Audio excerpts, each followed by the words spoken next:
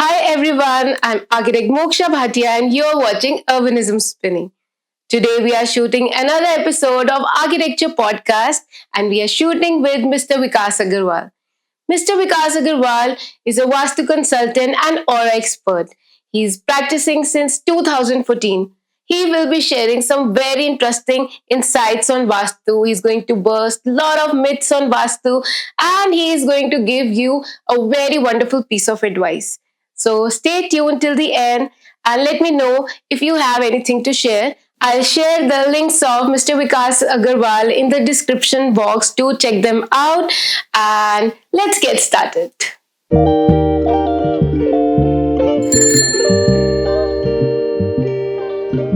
Welcome back to Urbanism Spinning. I'm architect Moksha Bhatia and we are shooting another podcast with Mr. Vikas Agarwal. Hello, sir. Welcome to Urbanism Spinning. Hello, ma'am. Please introduce yourself. Introduction. Ma'am, I'm an aura expert, a Vastu consultant. So I've been practicing in this field since last 14 years now. And much more to that, a new field to explore, aura sciences. So we'll talk more about that later on. So, sir, आप वास्तु में कैसे आपने learn किया या कैसे आज आप इतना प्रैक्टिस कर रहे हो वास्तु के बारे में? Everywhere there is lot of myths about vastu and कुछ लोग बहुत ज्यादा अच्छे से फॉलो भी कर रहे हैं, but because you are an aura expert, you are a vastu expert, I would like you to tell some insights and firstly how did you get into vastu? See, we were operating as builders first, some few years back. So that time, while constructing a building, there was a requirement by everybody that at least the client or the customer was inquiring whatever building we are giving to them, whether it is Vastu compliant. From there originated the need कि हमें जो घर बना रहे हैं उनको vastu compliant designs बनाने चाहिए. So वहां से जर्नी स्टार्ट हुई. वहां से मैंने सीखा, learned the basics of it. Then later on a very advanced level, step by step, when I went forward, I got into aura sciences.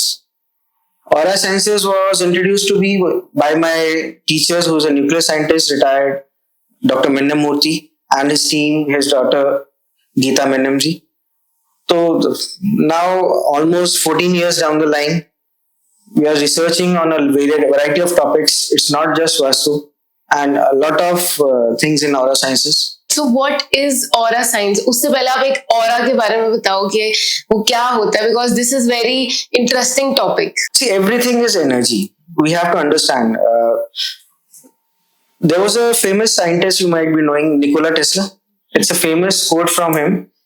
If you want to know the secrets of the universe, you must think in the terms of frequencies, vibrations, and energy.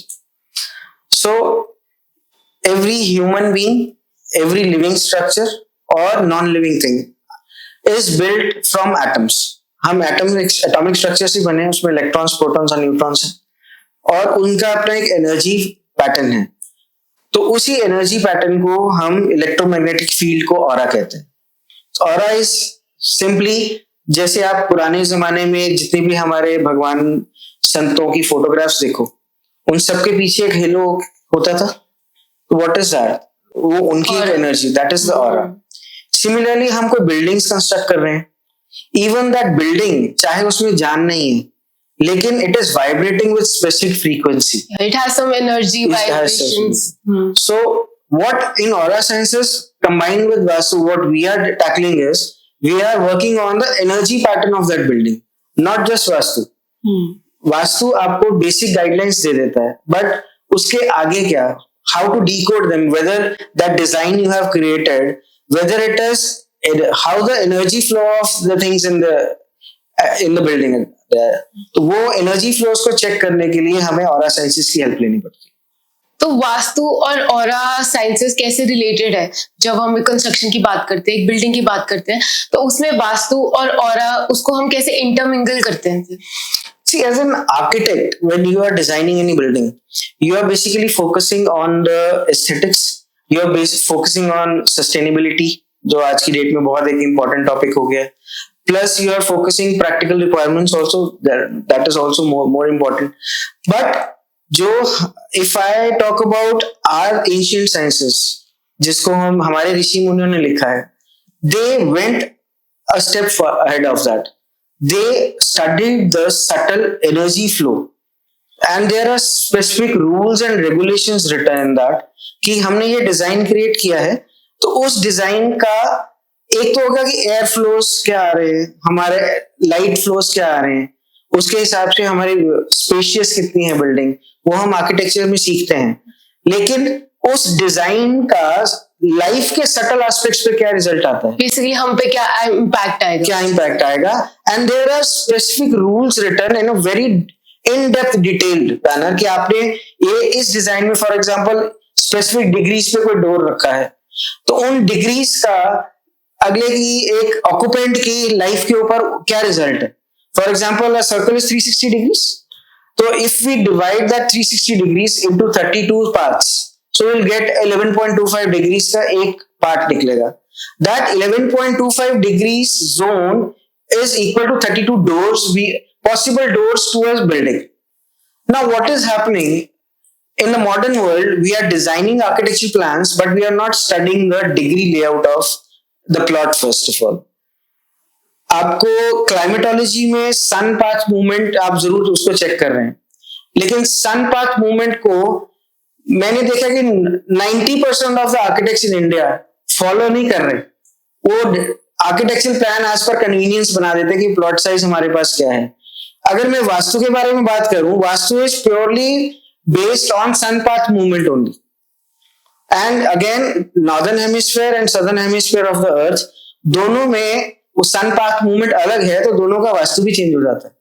Because India is in the northern hemisphere, तो हमारे जितने भी इसके ऊपर शास्त्र लिखे गए हैं, all of them are based on the northern hemisphere.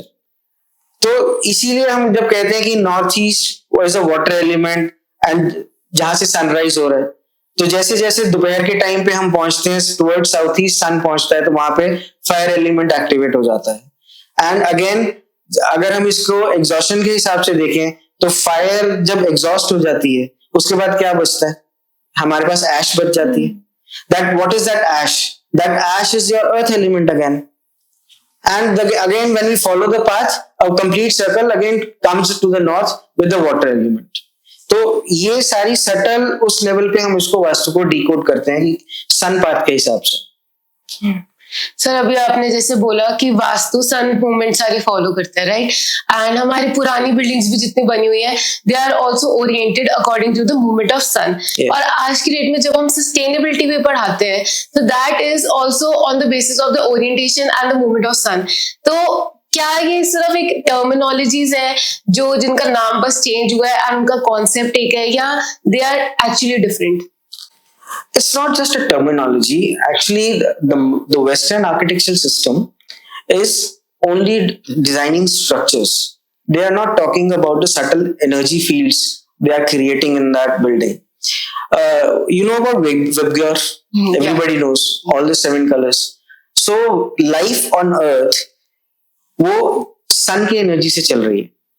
And the sun energy, the sunlight, when passed through a prism, it diversifies into 7 colors of the prism.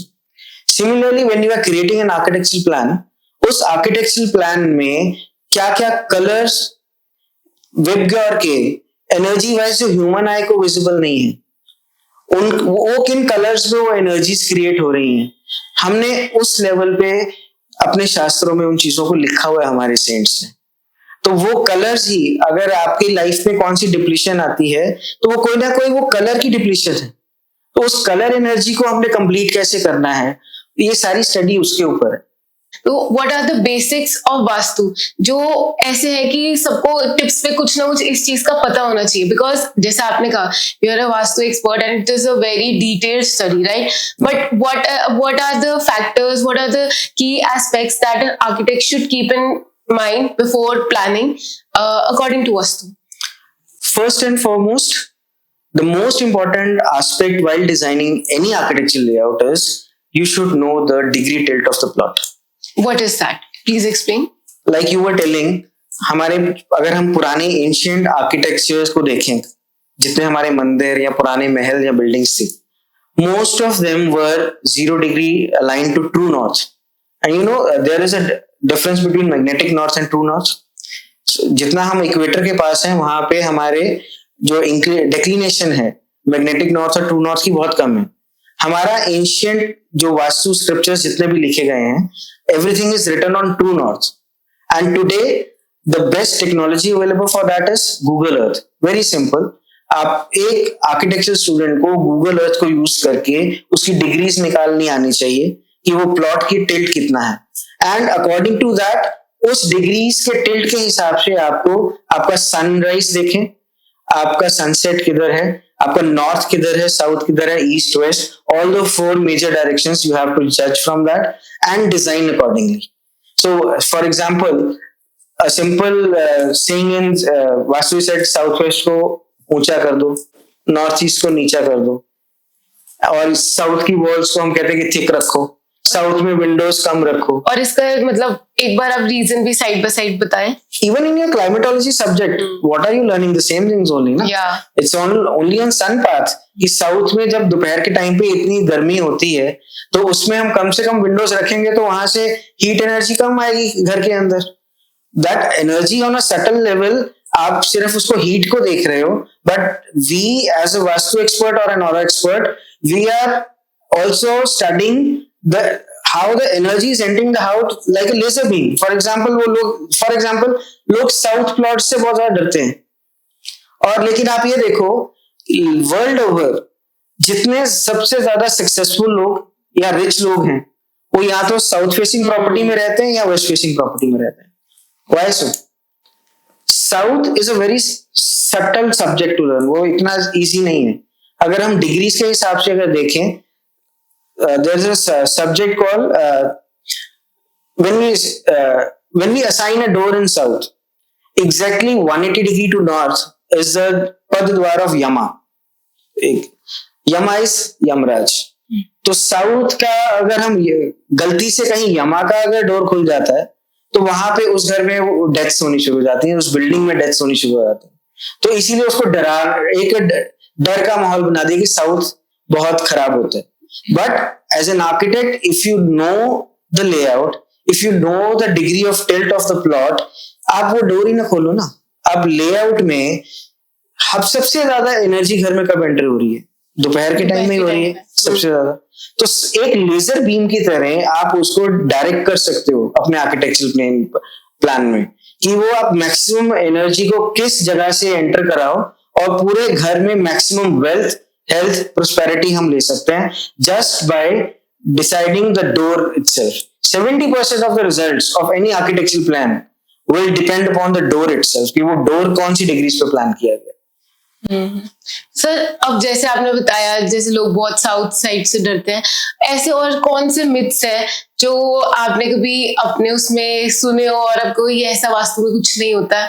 Because मुझे ऐसा लगता है people are blinded with Vastu, कि they are blinded with the myths associated with that. So ऐसे कौन से myths हैं जो आपने कभी सुने हो?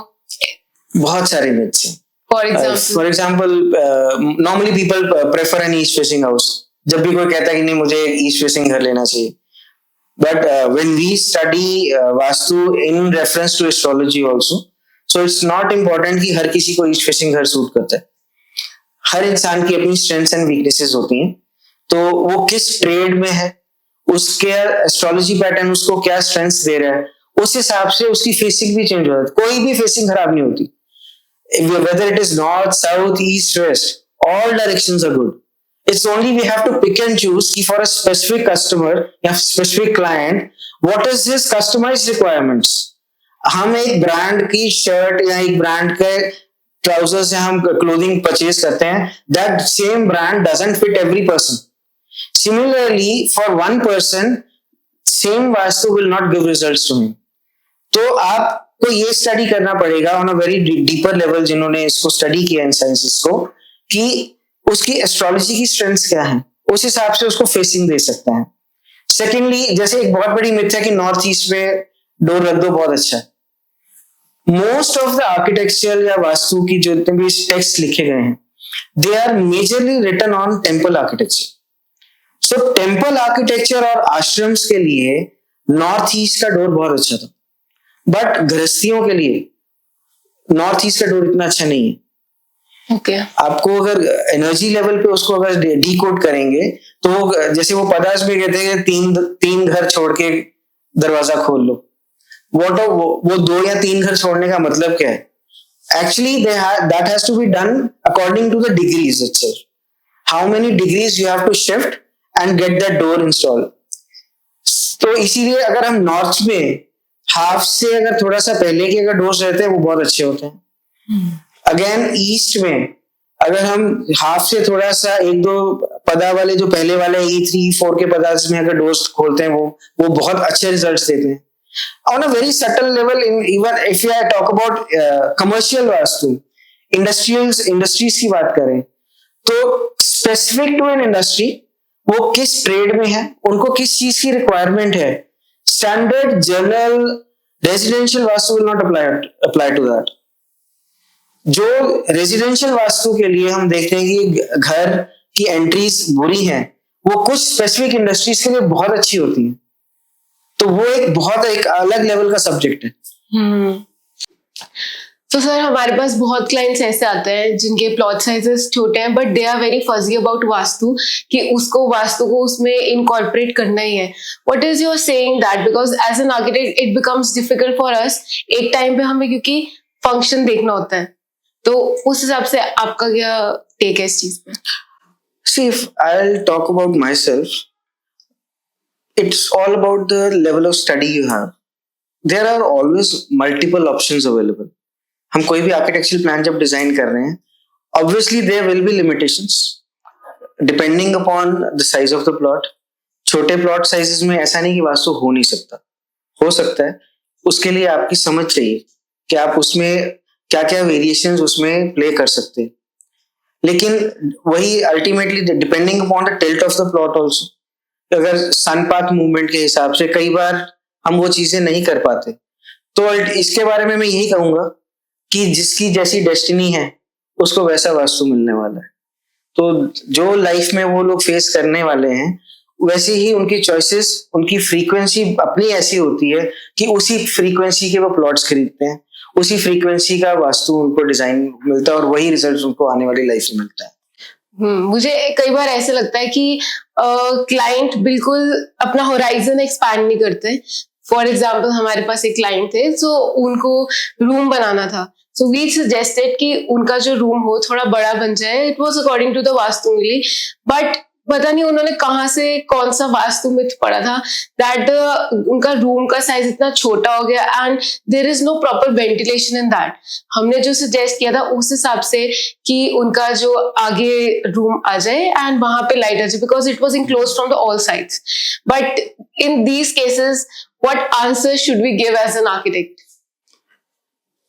सिंपल आंसर है, the bigger spaces you create the more wealth you can create. आप जितना खुलापन लेके आएंगे अपने आर्किटेक्चरल प्लान्स में, अपने क्लाइंट्स को भी यही गाइड कीजिए। हम चाहे छोटा घर भी है ना, लेकिन उसमें स्मार्टली अगर आप उसमें प्ले करके स्पेसेस को बड़ा कर सकते हैं, इतना आर्किटेक्ट्स को इतनी नॉलेज बहुत अच्छी होती है। तो क्लाइंट्स को सीधा सा समझाओ कि ओपन स्पेसेस, बिगर स्पेसेस, उतना एनर्जी फ्लो ज्यादा होते हैं।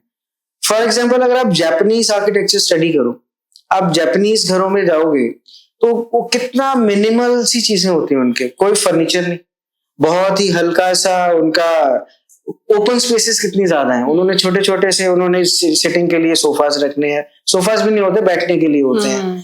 तो आप जितनी कम फर्नीचर, जितना कम चीजों को अपने घर में रखते हैं, उतने फ्लोज प्रॉपर होते हैं एनर्जी के। मिनिमलिज्म इज द की, क्योंकि सस्टेनेबिलिटी का भी एक वन ऑफ द प्रिंसिपल उसमें ये है, जितना आप मिनिमलिस्टिक रहोगे चीजें उतनी इजीली मेंटेन होती है, उतना आपको खुला एरिया मिलता है एंड वो सस्टेन करना इजी रहता है। योर विजन एक्सपैंड्स, आपको जितनी स्पेस मिलेगी उतना ही आपका विजन एक्सपैंड करेगा।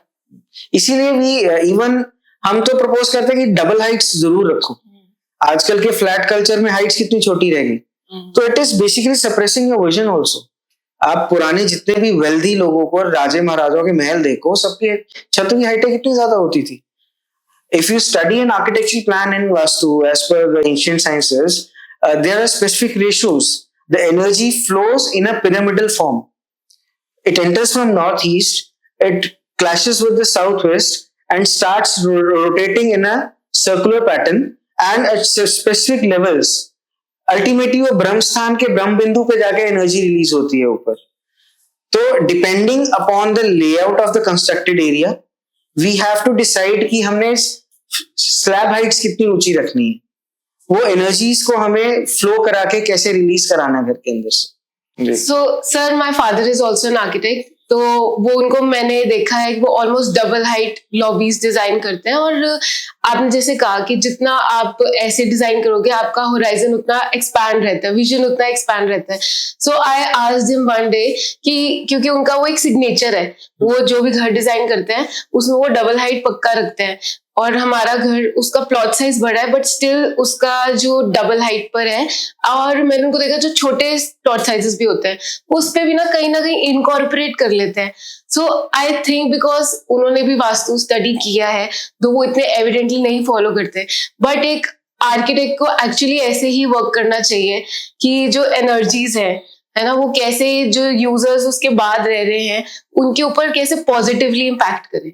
सो आई थिंक ये डबल हाइट वाला मुझे हमेशा पॉइंट दिमाग में रहता है, क्योंकि मैंने छोटे होते से घर बनते ही ऐसे देखे हैं, और मेरे से हर कोई पूछता था whenever they come to my house ना, क्योंकि वो गर्मियों में आते थे और उससे क्या रहता है कूलिंग इफेक्ट रहता है कि जब आप गर्मियों में आ रहे हो वो कूलिंग इफेक्ट आपको एक घर में पूरा फील होता है. So I think these all are very inter related.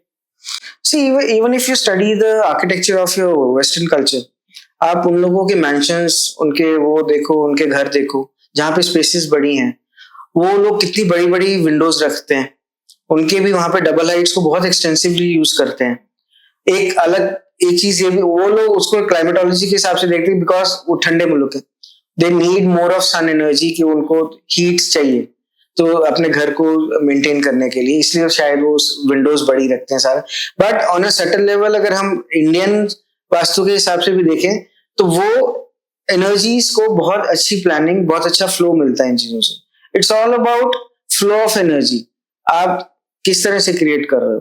तो double Heights will always give benefit. वो आपको स्पेस एलिमेंट एक्सपैंड करते हैं, विजन एक्सपैंड करेंगे, ग्रोथ मिलती ही मिलती है. और सर अब क्या है, जैसे ये तो आपने सारा वो जो बताया अपना पर्सपेक्टिव ना, इट इज दैट कि जब कोई बनाना स्टार्ट कर रहा हो, बट ऑलरेडी जब कोई घर बना हुआ है एंड किसी ने अपने घर का वास्तु ठीक करना है, तो without any structural damages how will they correct the defects जो वास्तु वाले हैं उनके घर में. See, first of all, first priority is always a good design. अब अगर वो possibility नहीं है तो now we can do it with aroma sciences. Okay, what is that? Aromas में हमने specifically research करके अलग अलग essential oils के साथ specific directions, specific zones के लिए blends बनाए हैं, जिनको हम drill करके वहां पे fix कर देते हैं, either in the floor or in the walls.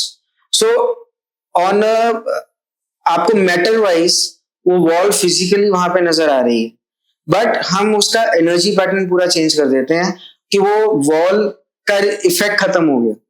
तो हम एक स्ट्रक्चर को अरोमास के साथ ही आर्टिफिशियली क्रिएट कर देते हैं. So if a door is not positive और if a door is not design on a good location, it's not necessary कि आप उसको डिसमेंटल करो या उसको क्लोज करो. Very simple, we now have those techniques कि स्पेसिफिक अरोमास वहां जाके हम ड्रिल करके लगा देंगे तो वो उसका नेगेटिव इम्पैक्ट खत्म हो जाएगा. सो तो these things are again I say it's a remedy. या it's a remedy, but I am not in favour of remedies. Remedies should be the last resort. और हम जितना इसको एक आर्किटेक्चरल प्लान को right from the first stage अच्छा कर लें वो सबसे अच्छा है.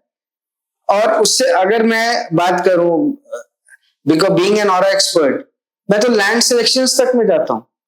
मतलब I can take your body DNA sample and put that in my aura scanner. I can select a specific land which matches your frequency. जैसे हमारे पुराने बुजुर्ग कहते थे ना, कोई जगह किसी को बहुत ज्यादा रिजल्ट्स देगी, वो जैसे ही उस जगह पे गया एकदम से तरक्की कर गया. तो इट हैपेंस कुछ लैंड, हम अभी तक क्या बात कर रहे हैं, अभी तक हम सिर्फ सुपर स्ट्रक्चर्स की बात कर रहे हैं, लैंड के ऊपर, लैंड के नीचे का क्या स्ट्रक्चर, तो उसी पे खड़ा होना ना। जब तक लैंड के ऊपर काम सही नहीं होगा तब तक ऊपर का वास्तु भी कोई रिजल्ट्स नहीं देगा। What I work on radiations, I work on geopathic stress, infrared, ultraviolet radiations that are emanating from the Earth's crust, जिसके बारे में अभी अवेयरनेस ही नहीं है, जिसके ऊपर जर्मन साइंटिस्ट ने बहुत काम किया हुआ है। उसके बाद मेरे जो टीचर है रिटायर्ड न्यूक्लियर साइंटिस्ट डॉक्टर मन्ने मूर्ति, उन्होंने इसके ऊपर इतनी अपनी लाइफ लगा दी इन रिसर्चेस के ऊपर। जब तक हम ये रेडिएशन ट्रीटमेंट्स नहीं करते, आपका बेस्ट से बेस्ट वास्तु भी आपको रिजल्ट्स नहीं देता। They work as energy suctions. आप एक बाल्टी है, उसमें छेद है, आप ऊपर से पोर करते जा रहे हैं, वो नीचे से लेकिन एनर्जी लीकेजेस होते जा रहे हैं। मेजर हेल्थ डिजीजेस, वो सब जब तक ये रेडिएशन के इम्पैक्ट में लोग आते हैं, जिन बेड्स पे वो सो रहे हैं, अगर हम उन बेड्स के नीचे अगर वो रेडिएशन पॉइंट्स हैं, अगर उनकी ट्रीटमेंट्स नहीं हुई तो जिस ऑर्गन के नीचे उन रेडिएशन की कंजंक्शंस हैं, उन स्पेसिफिक ऑर्गन्स में वो प्रॉब्लम्स जनरेट हो रही हैं। तो अभी इन टॉपिक को लेके अभी बहुत इनिशियल स्टेजेस हैं, लोगों को अवेयरनेस नहीं है इन चीजों के बारे में, and I am doing all those things. I am publicly, I am creating awareness, or we can, I have decoded lot of things, cancer cases, health diseases very precisely, कि specific कोई problem आई है, वो originally what is the core of it, it's, हम सारी problems vastu में नहीं देख सकते कि वो वास्तु खराब था तो ये हो गया। अर्थ को देखो, धरती को देखो, धरती में बहुत कुछ है। सर, अब आप कैसे काम करते हो? Suppose I am an architect, you are a vastu consultant, if I come to you और एक प्लान, एक लेआउट लेके, व्हाट इज योर चेकलिस्ट? आप सबसे पहले उसमें क्या चेक करते हो? वो चीज फर्स्ट ऑफ ऑल जो मैंने पहले भी बात की थी, it's always about the degrees of the tilt of the plot. सबसे पहले वो चेक करेंगे, and I don't rely on magnetic compasses also. Magnetic compasses is a very primitive thing, क्योंकि because of these earth radiations, because of many different factors, for example, you are having some high tension wires, some magnetic magnetic वहां पे अगर कोई problems हैं तो वहां पे आपको magnetic compass भी कभी सही readings नहीं देती।